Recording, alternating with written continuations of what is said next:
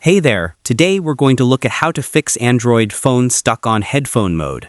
So let's get started. First, restart your phone. Over here, hold down the side power button, then tap restart. After that, tap restart again and wait for your device to turn back on. Then, check if the problem is fixed. Over here, if the issue is still there, check the headphone port. Then, look inside it and try clearing out any debris or lint. Over here, use a toothpick, a cocktail stick, or even a small brush to clean it gently. After that, check if the sound works properly. Then, if the problem isn't fixed, open the Play Store. Over here, go to the bottom and tap Search. Then, tap the search box and type Disable Headphone. After that, install the top app that appears. Then, open the app when it finishes installing.